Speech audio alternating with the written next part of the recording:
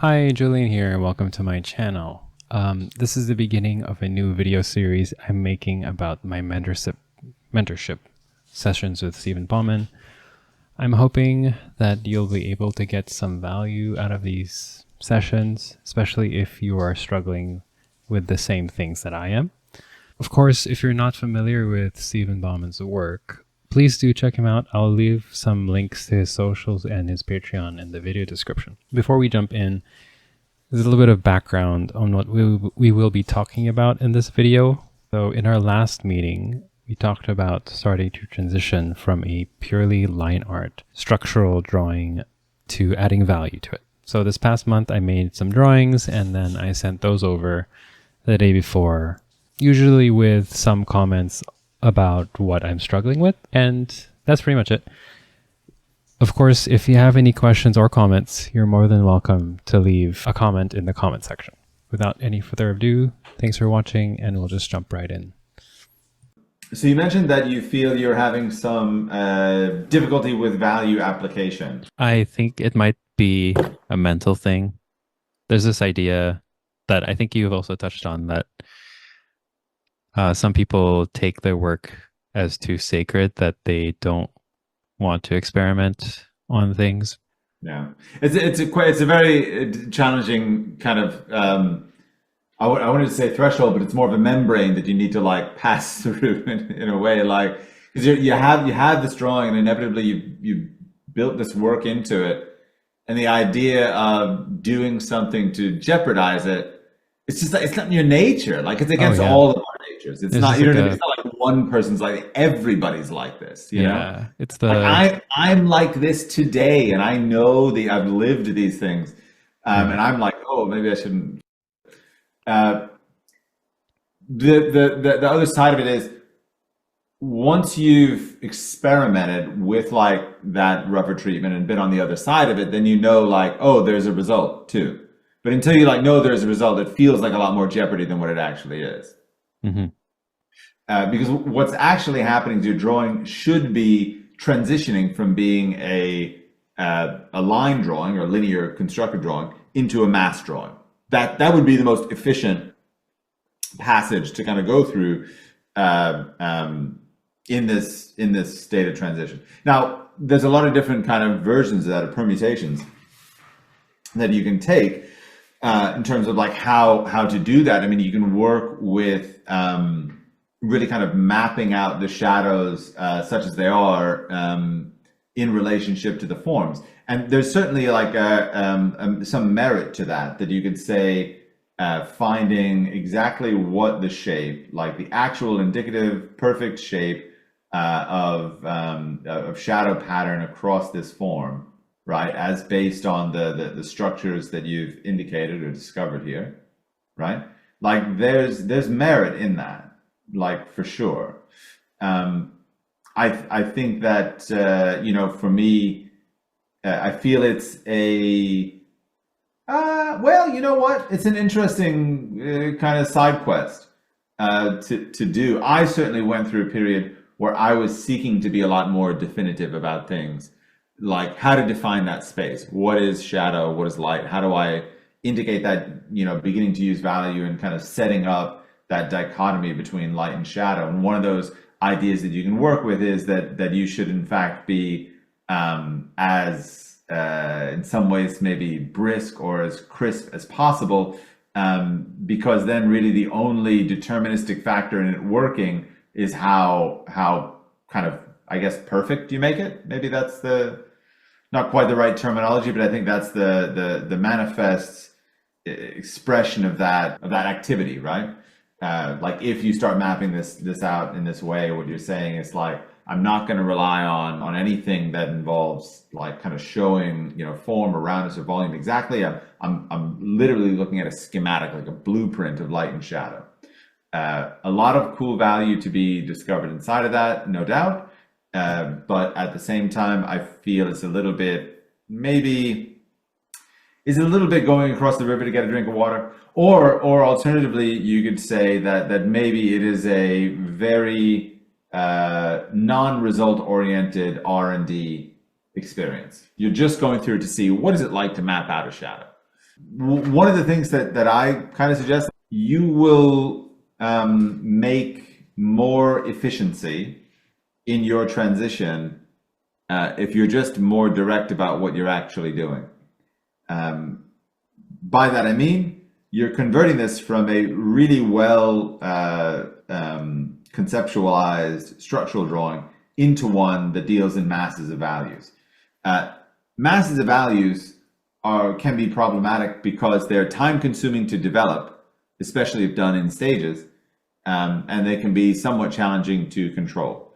What I've taken to doing more is just accepting that it is fast and efficient to mass in value in a relatively messy way, because when you're pushing in value, the more careful you are, obviously, the longer it takes to get the dark.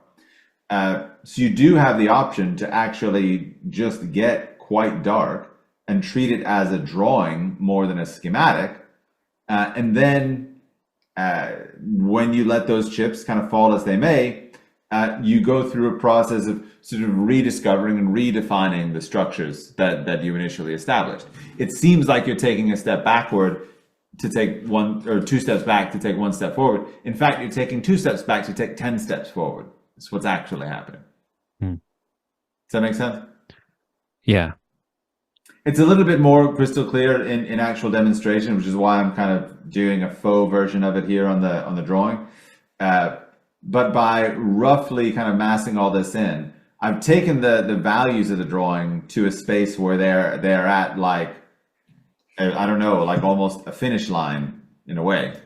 But the design of the shapes is quite a bit rougher. Mm-hmm. So then what you have to do is spend your time going back in and redefining the shapes and redefining the structures, which is a 2-stage process of block in a value and redefine structure, rather than what could be a 3, 4, 5-stage process of block in the shadow, start to block in the halftone, darken the shadow, darken the halftone a little bit more, key the shadow eventually, start rendering all of the forms, to their final realization. Both of these are cool approaches. One's a bit more risky, one's a bit more time consuming. Or those are the negative qualities. Positive qualities would be one is highly efficient, though risky. The other is highly controlled, though slightly inefficient. I was doing a project in New Salem. I'm just going to grab an image of it really quick to kind of make the point. So I was doing this demo in class, and because I was teaching half days, I had like literally 3 whole hours to like draw the model. So I'm doing this demo for class.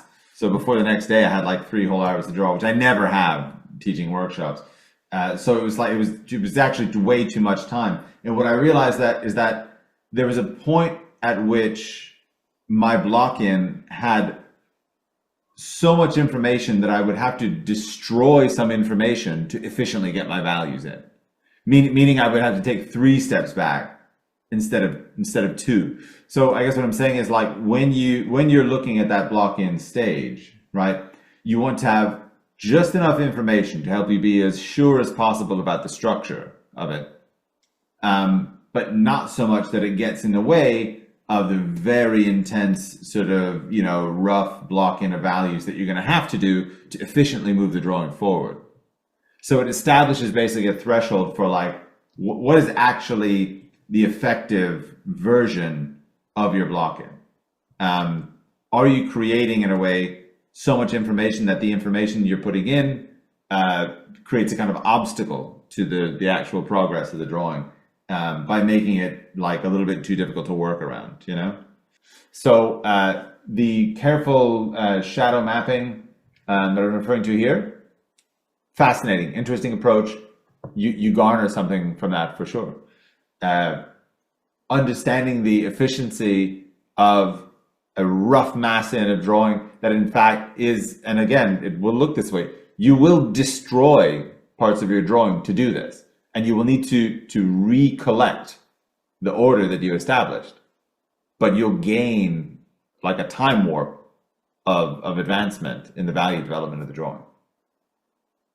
I think that the structure advances like really well. In fact, it was, when I started uploading these, I thought that feels like a solid structural head. Like you could light that from almost any direction just based on what's there. Oh, thank you. I actually Okay. started it a different way for this one. I've had your book for a while, but I opened it up to the structural section Hmm. and I saw you had like 4 or 5 stages, and I realized that I'd been skipping maybe the first stage straight Hmm. to stage two, Hmm. and I guess bits into stage three as well. It's just my first pass. For this one, I did that low poly diamond. That's just Hmm. this point and the cheekbones, and then the whatever this is called. And Yeah. it did present quite a bit of a challenge, especially with this particular angling of the head, especially when the head is like tilted sideways. I have trouble with that, Hmm. like Hmm. this. Um, so I think this is one of my favorite drawings in the past few months because it was really challenging, and again, I didn't want to ruin it by adding shadows so I didn't touch it. Yeah, but like we're human too, like I think I was talking to somebody, there's a student earlier today that like uh if I was to tell you solely what to do to optimize as a drawing student, um there would be like so many things different from what I actually recommend people to do because we're fucking human, and Mm. you can't survive, like you need to feel some small win up to some extent. You need to feel some small kind of like victory or plateau achieved. Like if like I would recommend you to fail all the way through your drawing education. If you ever spend a minute making a drawing that you're comfortable making, you're wasting your time. It is not optimized for progress. But we're humans, and we need to feel that feedback of like, okay, I kind of get this thing, and then attack the thing that you totally don't get. That's how we actually work. So I totally understand that, and probably you should like it's a super solid block in, really well understood, and I say that because without even looking at her, I immediately like think of a light that like kind of comes from here, and like what that would do to these planes. It is just crystal clear, exactly like everything that you would do to sort of add shadow and light to this is already indicated. You know what I mean? In the sort of structural design of it. It's great, but a really solid drawing. Interesting to hear that you like incorporated stages that you hadn't been using. Yeah, I don't know why I didn't. I don't think that there's a real reason. Hmm. Maybe I don't recall. I don't want to blame you, but I don't recall going through those stages in the Patreon lessons. Yeah. But in your book, it's very clearly um, drawn out that way. So Yeah, that's interesting, isn't it? I wonder if I was just being like much more deliberate about the individual stages of it in the book, just because that's the format dictates that's. I mean, you have to do something first. So what would it be? yeah, and Uh, yeah. sorry to interrupt, but in Okay. the past couple of meetings, there was a discussion about how much I lacked the information about the what is it called again? Where the Oh, cheekbone, the zygomatic the bone. zygomatic bone. Yeah. So I thought, oh well, if I follow this, if I do this first stage, it's actually targeting that zygomatic bone. So Mm. let's do that, and then I think you'll notice that I put in the this part. I Yeah. don't The have pillar. Yeah. the and the whatever this is called The as well. node. The node at The the outside node. corner. Yeah, yeah. Yeah. Yeah. So I'm just like, that's why I was so happy with this one, is because I just I just thought to myself, okay, what what have I been talking with Stephen? What should I be adding in? Hmm. Um, Oh and man. if you listen to your advice, it seems to work. So Ah. who knew? Well, no, I mean, of course. Your statement though is not without like its real world truth that like it's difficult to incorporate all these things kind of at once. I guess that's the weird like mystery about drawing is that and why also a book is you have this phenomenon with students all the time who'd come into the academy and they'd read Harold Speed and they'd read Solomon J. Solomon, they'd read all these books that they could like quote back to you. Um, but like quoting a book is not the same as applying it to a piece of paper. Like there's a like a space, a delta in between those. Yeah. Like so it's that Einstein quote that like what is it? Information isn't knowledge until it's applied, or something like that. Oh, that sounds like a good one. I don't know that one, but So it's like I'm saying nodes, pillar of the mouth, yada yada. Yeah, okay, I don't know. It sounds like it should be good in there. But then you like start putting it in, and you go, oh shit, like it does this. It gives me these extra points that I can correlate like across that divide. Like it's extra indications of the structural symmetry of the face. Like every new piece of information that you add across, it all contributes to that story of structure and symmetry. hmm Um, and the more you simply like focus on that concept and edit your information, select your information to optimize for that, it creates like new data points and new solutions for you when you do it. In the abstract, pillar in the mouth, whatever, who gives a shit? But then when you start using it, you go, oh, it's like a thing. I can harness it to get what I want. hmm Yeah, it also in my head when I look at a face or a drawing of a portrait drawing, um, there are a lot of things that I don't consciously perceive. Mm, And so if I'm a novice artist, and I'm drawing a face, I'll leave it out because I'm not consciously aware that when I mhm, look at a portrait, I actually see the indications of the pillar or the node. mhm, But if you know consciously that they are there as a learned artist or someone who's familiar with anatomy, then adding it to your drawing gives it that extra information that your brain is looking for, but you don't know that it's looking for that.